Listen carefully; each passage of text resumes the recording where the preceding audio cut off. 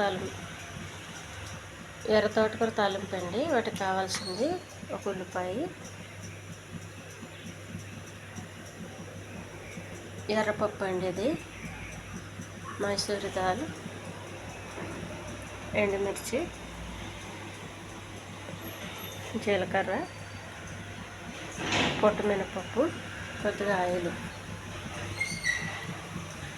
పెనం పెట్టానండి స్టవ్ పైన. కొద్దిగా ఆయిల్ అండి,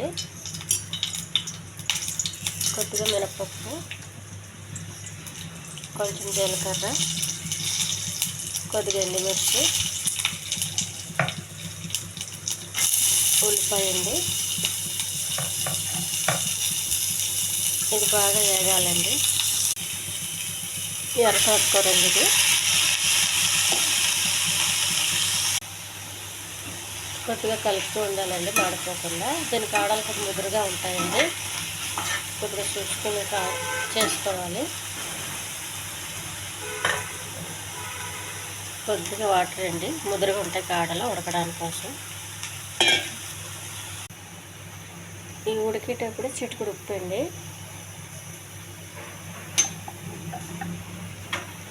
బాగా కలపాలండి, ఎక్కువ వేయద్దు ఉప్పు. ఆకుకూరలో ఉప్పు ఉంటుంది కాబట్టి మరీ ఎక్కువ ఉప్పు కసి అయిపోతుంది. ముందుగా ఉడకబెట్టి పెట్టుకున్న మైసూర్ దాల్ అండి, ఇది కొద్దిగా వేయాలి.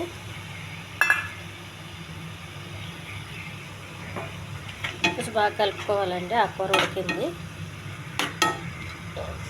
ఇందులో కారం వేయకండి, కారం వేస్తే కారం అయిపోద్ది. ఎందుకంటే బాగా ఎండుమిర్చి వేసాను కాబట్టి తాలింపుకి సరిపోతుందండి.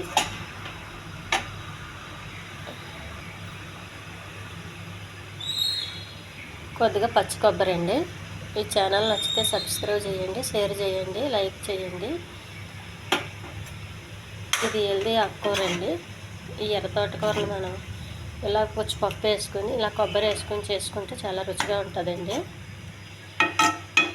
ఇంకా కొంచెం దగ్గరికి వచ్చినాక స్టవ్ ఆఫ్ చేయాలండి. రెడ్ తోటకూర కూర రెడీ అయ్యిందండి. చూడండి ఎంత పొడి పొడిలాడుతుందో. ఇది అన్నాలకి చాలా బాగుంటుందండి, అన్నంలోకి. చాలా హెల్దీ కూర అండి ఇది.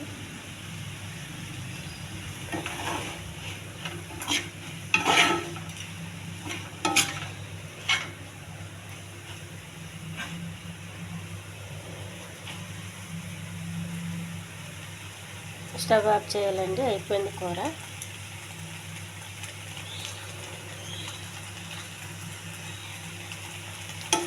ఇందులో ఈ పప్పు వేయడం వల్ల రుచి